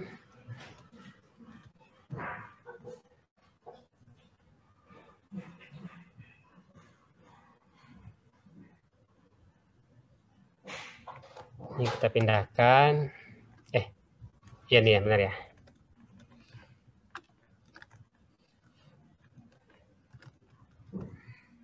Yuk kita pindahkan. Beginilah kalau Rizal ya, harus manual memang. Berbeda dengan Amos. Tapi saya lebih suka Rizal memang. Lebih powerful hasilnya. Lebih bagus dia. Dibandingkan Rizal. Dibandingkan Amos.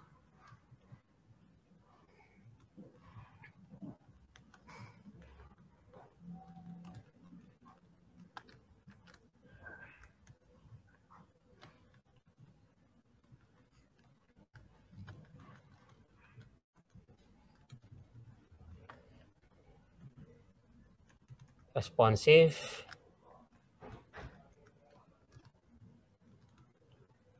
assurance,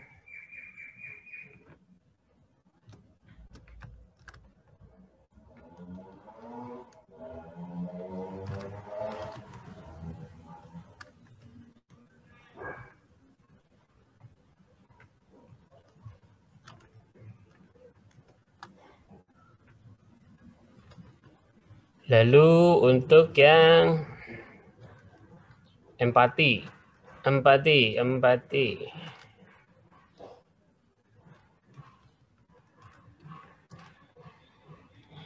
Lalu untuk yang tangible.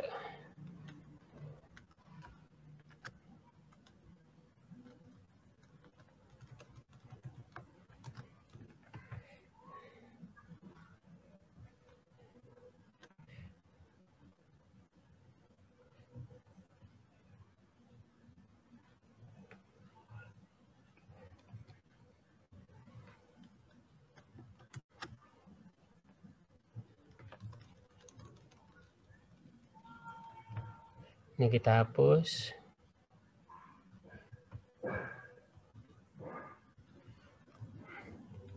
Untuk jumlah.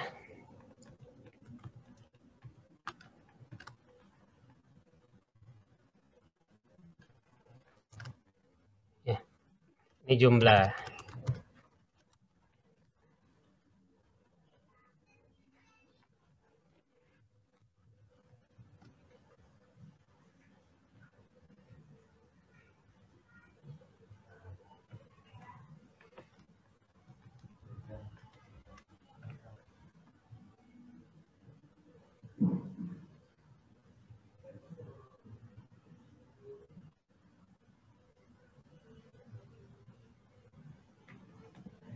Oke, nah ini untuk mendapatkan nilai loading faktor untuk masing-masing indikator, ya. Kita buka kamusnya di sini, di word-nya ini dia, ya. Kita ambil dari nilai ini, teman-teman, Bapak Ibu semuanya.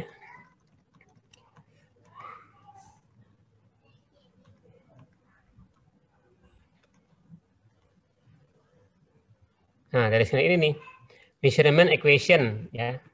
Measurement equation yang kita ambil nilainya. Pertama X1, ya. X11 ini kan yang diminta adalah nilai loading faktor, ya, nilai loading faktornya. Mana dia? Sorry, sebentar.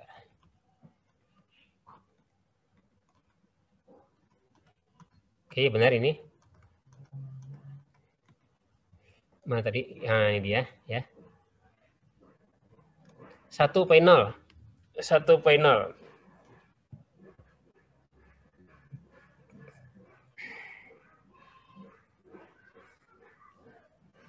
Nah, dimintakan nilai loading faktor dan nilai T, ya. Nilai T serta nilai error.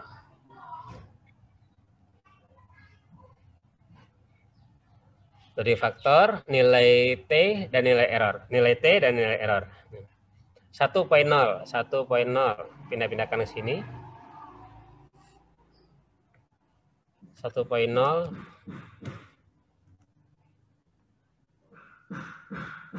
Nilai T-nya adalah ini. Ya. T-nya 7,08, errornya adalah 0,26.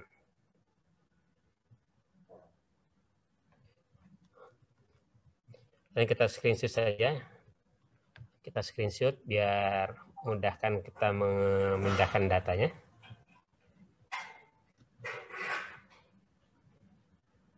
Kita perkecil. Nah, ini kita screenshot nih. Kita screenshot, pindah ke sini.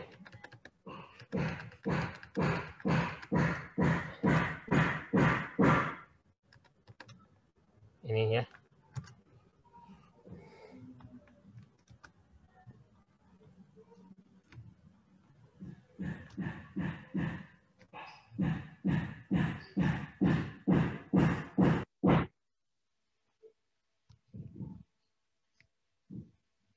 Wah, di sini sudah azan nih.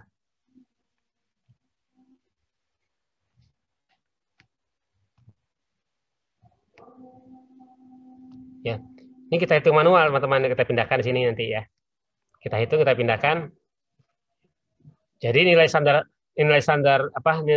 dash loading diambil dari sini ya. Ini. Lalu untuk nilai T value ini, nilai errornya ini, ya. Kita pindahkan ke sana.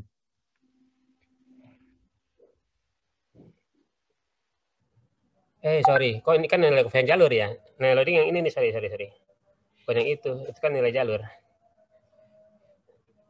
Nilai loading di sini. Nilai loading tadi di gambarnya mana tadi ya? Bisa dari situ, bisa dari gambar.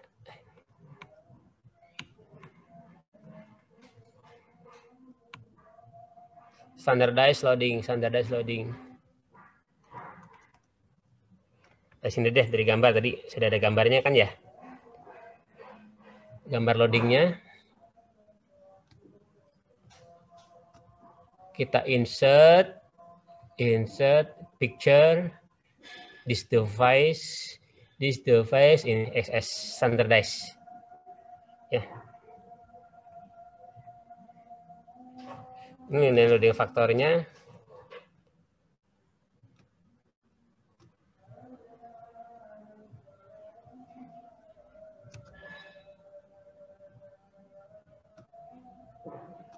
Ini kita cut. Kita pindahkan ke Excel. Jadi, saya ulangi ya. Untuk loading faktor kita ambil dari gambar. Untuk biar cepat ya, kita ambil dari gambar ini. Ya.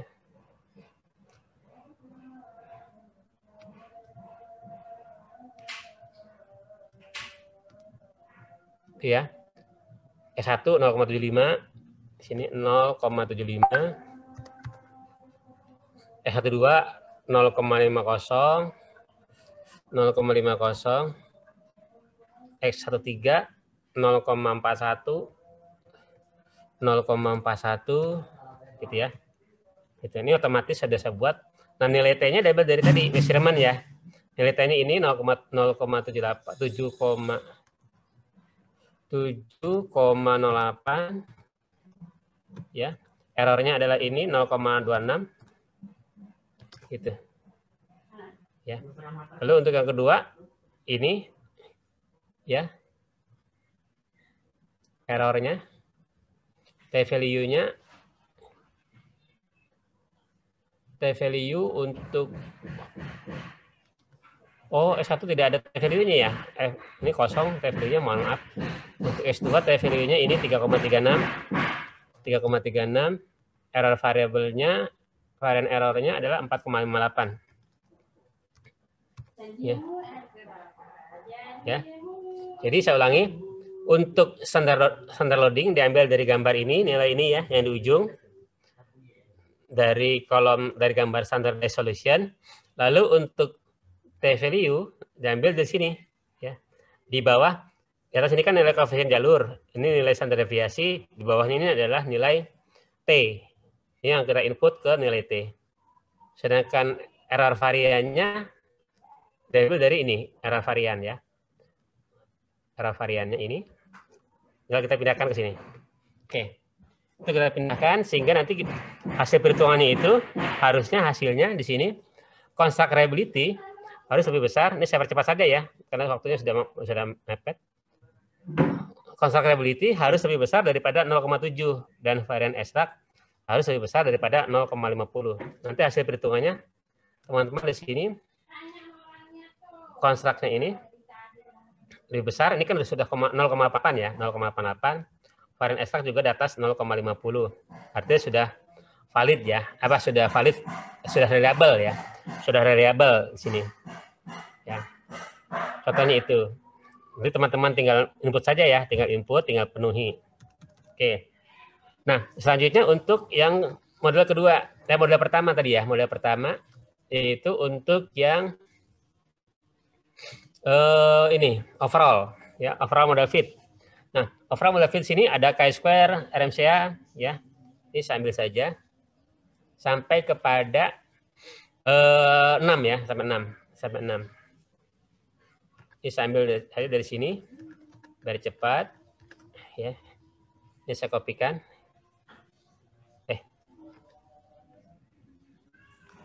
Dari ini ya. Ini ya.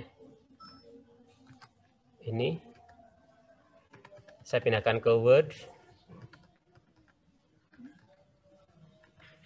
Mana tadi wordnya?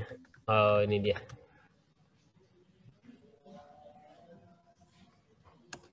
Ini untuk overall model fit. Model fit, ya. Yang kita ambil kan?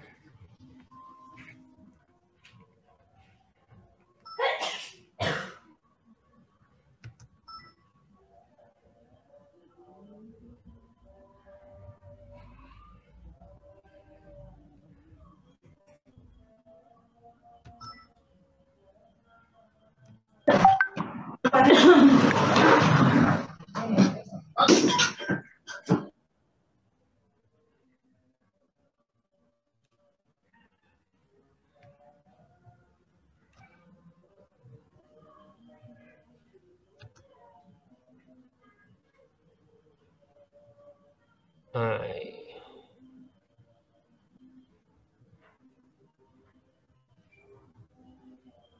untuk overall model fit, ternyata di luar prediksi ya. Jadi lebih dari 2 jam. Sekali baju aja mau. Gue nggak tahu saking dekatnya dia Allah dia yang cuma tidak tahu. Ini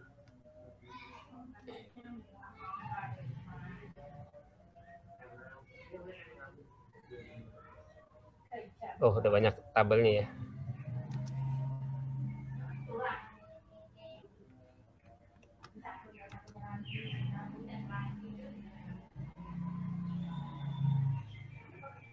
Oke, ini hasil perhitungan. Hasil perhitungan.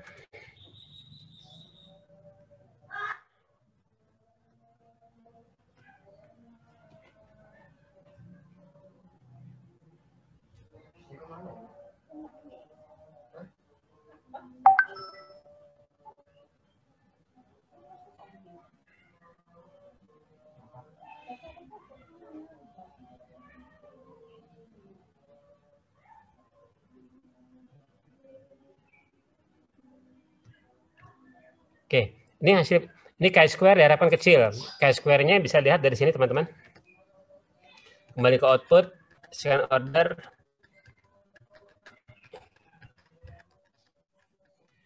Ini ya. Salam. Ini dia. Mana nih? Modif. Nah, ini dia. Chi-square. Chi-square-nya atau probabilitasnya itu probabilitas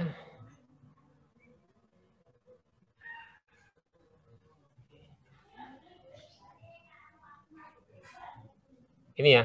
Chi-square-nya tinggi dia. Chi-square-nya tinggi. Chi-square-nya tinggi. P-value-nya sebentar. Ini kita rapikan dulu.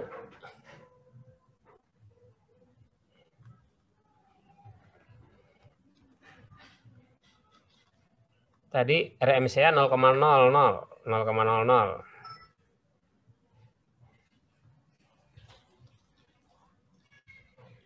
Ini 7 tidak ada. 7 kan probabilitas ada sudah ya.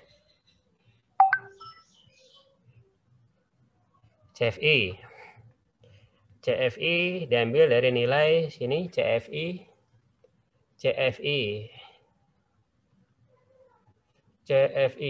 ini CFI ya. CFI besar 1. CFI 1 lebih besar daripada 0,95 yang disyaratkan. Lalu NFI sebesar 0,90 ya. Juga lolos ya. TLI nilai Turki TLI sebesar mana TLI?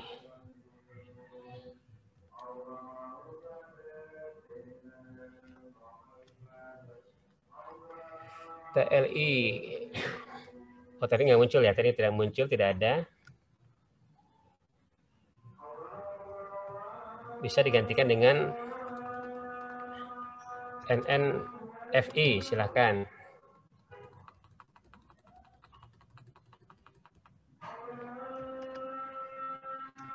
Ini juga NNFI nilainya di atas 0,9 juga ya. 1,1. Itu. Ini 0,0. Hanya ini saja yang besar tadi ya, 313 square-nya. Ini 1,1. Nah, artinya apa? Artinya untuk model pertama yaitu secara overall ya, model sudah baik ya. Model sudah baik walaupun ada dari chi-square kecil ini masih besar ya, tapi ya dari yang lain dari RMCA, GFI, NNFI dan NFI serta CFI atas yang disyaratkan. Jadi model ini sudah bagus, sudah good ya. Jadi untuk yang overall. Nah, bagaimana untuk yang kedua yaitu untuk tadi validitas sudah ya, validitas dan reliabilitas sudah valid dan reliable. Yang kedua untuk pengukuran indikatornya. Untuk yang ketiga adalah model struktural yaitu koefisien gamma dan beta. Ya. Nah, tadi didapati bahwa yang berpengaruh signifikan di sini ya adalah kualitas layanan. Ya, kualitas layanan dengan nilai T di atas sebesar 1,96. Ini ya. Sedangkan harga berpengaruh namun tidak signifikan karena nilai T value-nya lebih kecil daripada 1,96. Oke, itu sudah lolos juga. Lalu yang ketiga adalah secara keseluruhan. Lalu R kuadrat. R kuadratnya tadi dikatakan model itu baik di atas 0,50 atau di atas 50%. Kita lihat di sini R kuadratnya berapa. R kuadratnya kita lihat di sini modelnya adalah diambil dari ini di atas ya, bentar ya.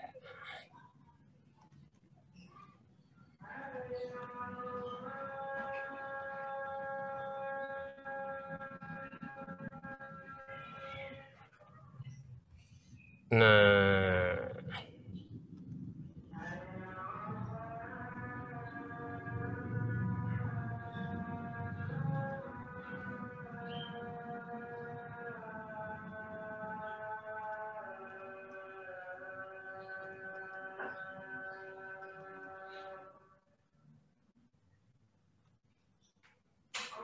ini ya, ini dia keputusan yang kita copy biar memudahkan.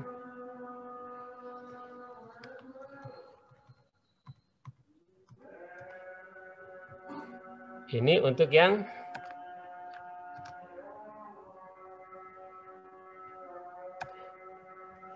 ini ya, untuk yang menjawab daripada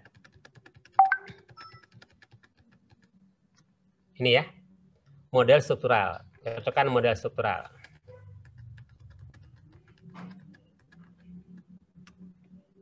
Ini kecocokan model struktural. Kecocokan model struktural. Struktural. Oke. Secara model struktural ya dilihat daripada tadi nilai T value ya. T value di sini hanya kualitas layanan yang berpengaruh signifikan terhadap keputusan pembelian yaitu 1,97 nilai T value-nya ya. Sedangkan harga di sini tidak berpengaruh, berpengaruh namun tidak signifikan karena nilainya di bawah 1,96. Adapun untuk yang R kuadratnya adalah ini 0,62. Jadi disyaratkan dikatakan model itu baik jika nilai R kuadrat di atas 50% atau di atas 0,50. Di sini menghasilkan 0,62. Ya. Nah, untuk komposisi masing-masing untuk masing-masing komposisi masing-masing indikator dalam dimensinya, teman-teman bisa melihat di sini. Ya. Di sini ya. Nah, ini banyak nih. Misalkan di standardize, yang di standardize, mana standardize?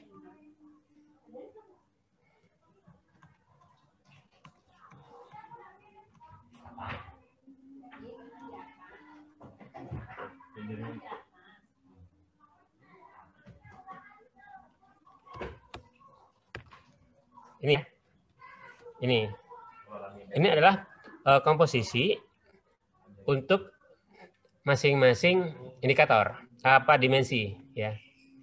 Ini untuk dimensinya.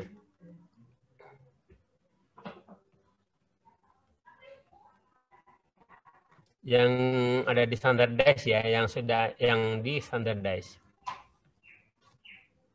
Correlation metric, standardize, total pengaruh dan pengaruh langsung. Nah, sini ada total pengaruh dan pengaruh langsung. Ya, tapi yang kita ambil, yang kita gunakan adalah yang ada standardize-nya, yang sudah distandarisasi. Yang sudah distandarisasi di sini. Nah, ini nih ya, yang sudah distandarisasi. Ya. Contoh ini kualitas layanan. Kualitas layanan kan terbentuk dari reliability, responsive, assurance, dan empati, serta tangible. Ya. Di sini, ya, yang dominan membentuk kualitas layanan adalah responsive dan assurance. Ya, yang dominan. Artinya apa? Artinya, dari sisi kualitas layanan yang mereka itu puas dengan kualitas layanan kita, dari dimensi responsif dan assurance.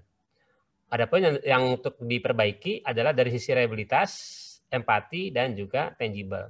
Terutama dari sisi empati ya, karena hanya paling kecil nilainya, yaitu 0,72. Nah, sedangkan dari harga, persepsi harga di sini ada 0,97 dan 0,74. Ya, artinya dimensi referensi harga yang direferensikan itu adalah dimensi yang terkecil nilainya dibandingkan dengan dimensi yang dipersepsikan, gitu.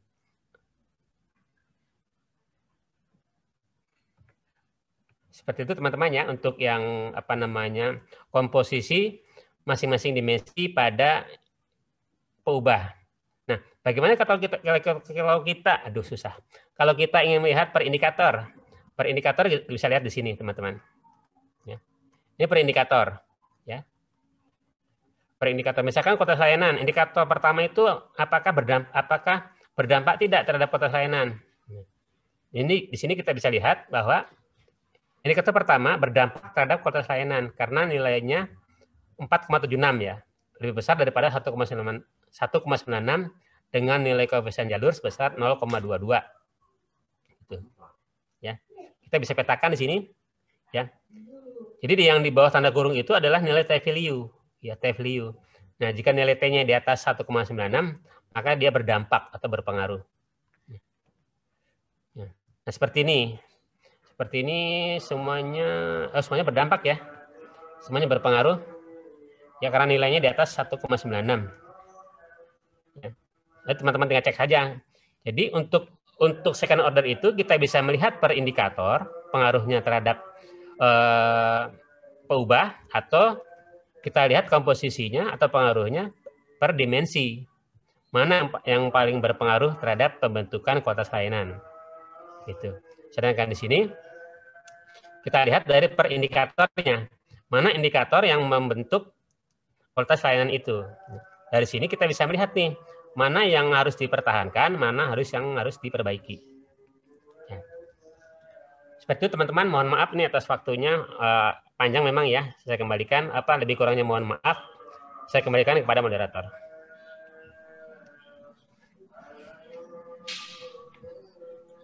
Pak Dani. Ya, siap. Nah, ini sempat Tidur. Ya, sempat drop. Jadi mungkin nanti ada beberapa hal yang bisa kita tarik kesimpulan bersama. Memang penggunaan software untuk list rail itu kalau kita belum biasa gunakan memang perlu proses waktu gitu. Iya. Tapi paling tidak kita diperkenalkan dengan tahapan-tahapan. Tadi ada beberapa tahapan yang bisa kita pelajari. Pertama, kita mulai tadi itu dari menginstall list rail-nya dulu gitu ya. Setelah itu kita merumuskan data dan mengolah data. Terus mengeluarkan hasil outputnya. Nah, setelah itu baru kita menganalisis validasi dan reliabilitas. Nah, terus untuk tahapan-tahapannya itu kalau di di Zoom gitu ya, saya juga termasuk yang agak lambat gitu dalam merespon di media sosial media. Biasanya meresponnya cepat kalau langsung Pak Sofyan nerangin, nah itu langsung dia. Nah, langkah-langkah untuk menghadapi hal ini tentunya kita nanti kembali saja ke dalam rekaman gitu kan, terus kita ikuti langkah-langkah demi langkah. Nah, untuk rekamannya ada 2 persoalan ternyata Pak Sofyan. Jadi pertama, YouTube kita itu ternyata di jeda waktu tertentu bahan paparannya tidak tidak tersambung ke YouTube gitu loh. Nah, terus itu siap. Oke, itu satu. Terus kendala kita yang kedua hari ini, saya tadi sempat drop, sempat turun, mau masuk lagi itu ada jeda waktu. Nah, nanti kita coba lihat hasil rekaman backup-nya, Pak. Mudah-mudahan bisa sempurna. Aman ya?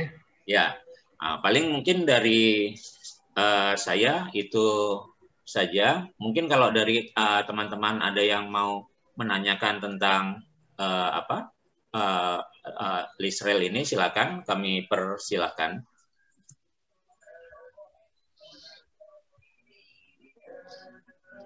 Mungkin kalau terkait second order, lumayan juga ya, kita 3 jam. 3 jam, Iya. Pak Sofyan. Jadi kelihatan luar pada biasa. matang ini. Iya. Kalau makanan udah Pesertanya pada jadi, Pak, pesertanya dari hampir 300, sekarang tinggal 149. Oh iya. Perasaan saya lapar, Bu. 3 jam ngomong, 3 jam ngoceh. Jadi lapar ini. Iya, mungkin kalau ada silakan dari teman-teman. Kalaupun misalnya nggak ada, nanti acaranya kami serahkan kembali ke Bu Debbie untuk sekalian ditutup begitu. Ada mungkin? Atau dari Pak Sofyan mungkin saya minta beberapa hal yang sifatnya kata penutup ini, Pak Sofyan. Iya. Ya. Jadi untuk presensi sudah sudah di-share ya Pak Denny ya? Sudah Pak. Presensi sudah di-share. Ya. Kan yang penting itu sepertinya. Yang penting Iya, makanya Pak setelah di-share link presensi banyak yang keluar. Iya, nggak apa-apa. Yang penting mudah-mudahan bermanfaat. Ya, mudah-mudahan Pak, pasti.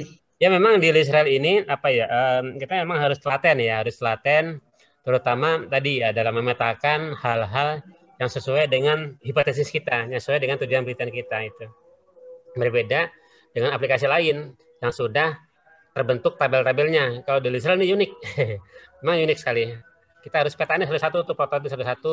Oh ini yang kita gunakan untuk menjawab uji T. Oh ini untuk mencari nilai pengaruh. Oh ini untuk R kuadrat. Oh ini untuk koefisien jalur. Oh ini untuk menghitung reliabilitas seperti itu.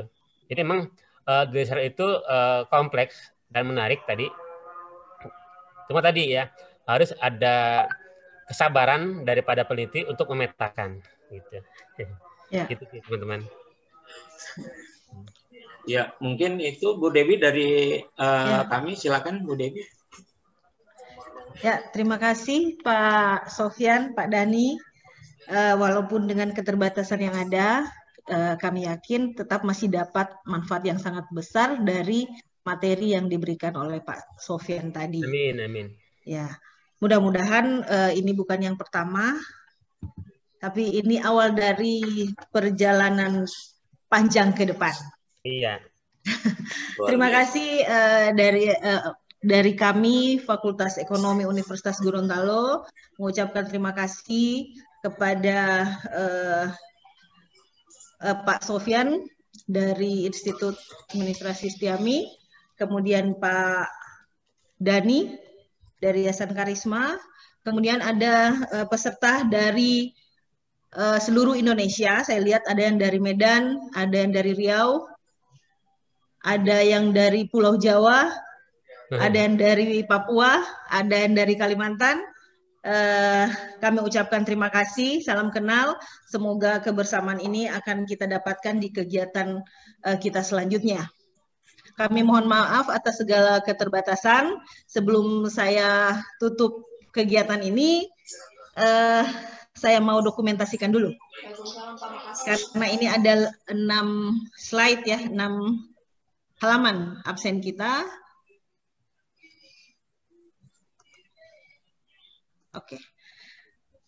Saya mohon diaktifkan videonya kalau bisa biar bisa dilihat kegantengan dan kecantikan masing-masing peserta. Karena ganteng sudah diwakili oleh Pak Sofyan, Pak Dani, Pak Dekan, Pak Idrus, Pak Elvis. Iya. Kebetulan Pak banyak mahasiswa kami yang dari program studi Magister Manajemen yang hadir. Kalau Pak Dani ganteng maksimal dari lahir, Bu. Baik, sebentar saya dokumentasikan dulu.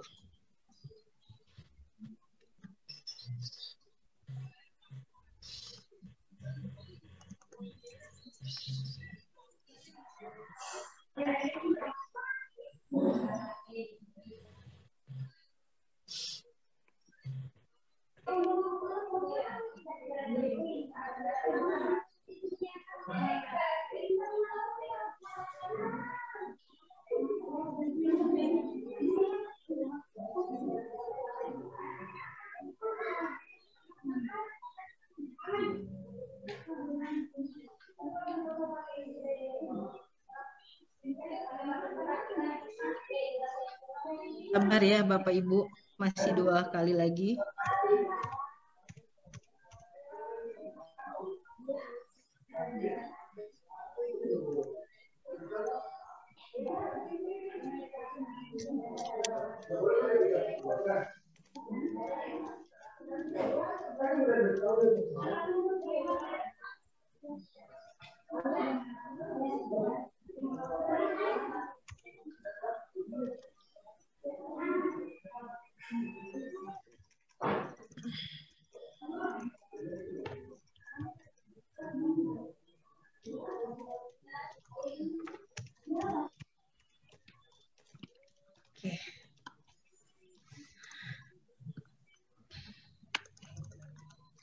Baik, terima kasih.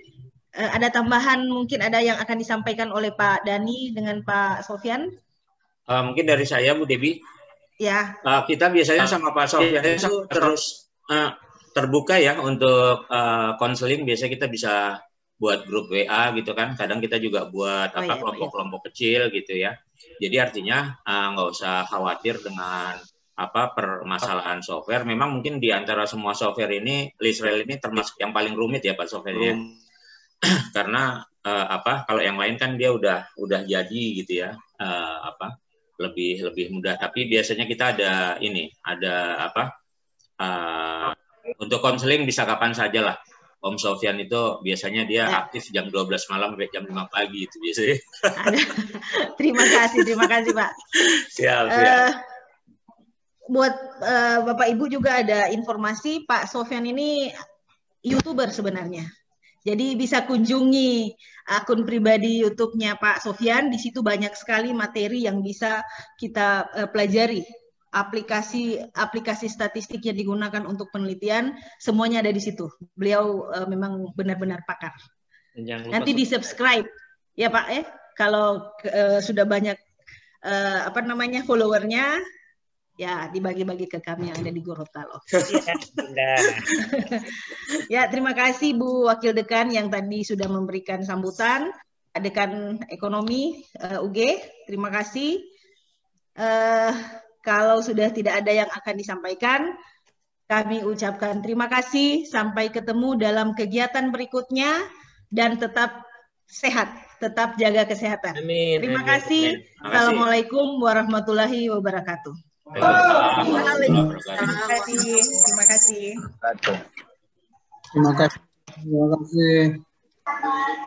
Terima kasih Pak Sofyan. Terima kasih Bu Debi. Sama-sama Bu, terima kasih. Terima kasih Pak. Izin lift teman-teman.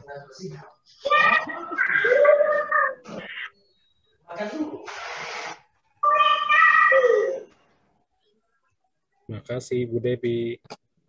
Terima kasih sama-sama Pak. Sertifikat udah langsung ada yang dapat ya Bu Devi? Iya Pak, nanti dikirim ke email masing-masing. Luar biasa. Kan ajarannya dari Pak Dani.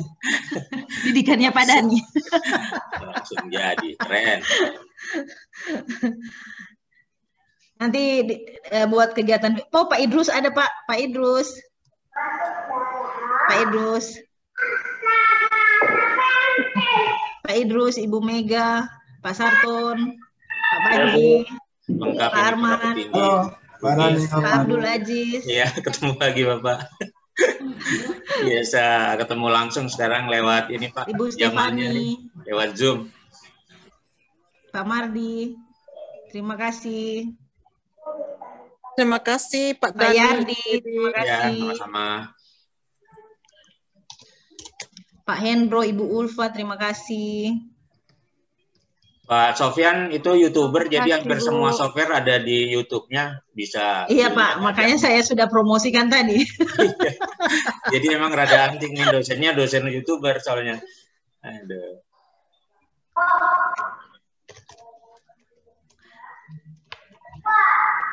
Sayang Ibu Dekan Setiami tidak bisa bergabung. Iya, Nanti mudah-mudahan kegiatan berikut lagi Pak. iya siap. Karena kan kampusnya macam-macam nanti Bu Devi. Iya, Tinggal siap Pak. tunjuk-tunjuk aja Bu Devi.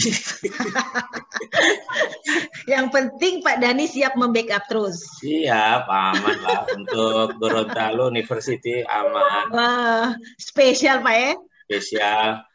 Itu aja Pak Sadono udah ngajak-ngajak mau ke Gorontalo karena ada COVID aja dia nggak bisa ke Indonesia. Iya Pak, makanya kemarin Prof. Sadono juga sempat telepon saya.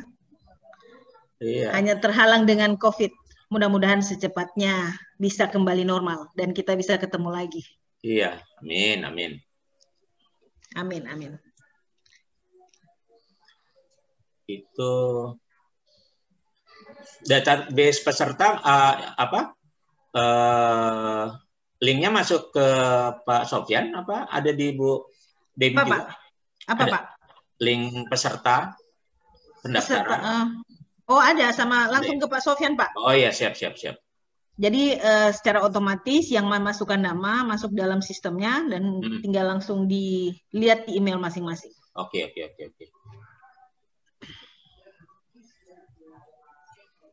Oke Pak, saya pamit. Terima kasih. Ya, sampai ketemu lagi. Assalamualaikum. Ya, sampai ketemu lagi. Assalamualaikum.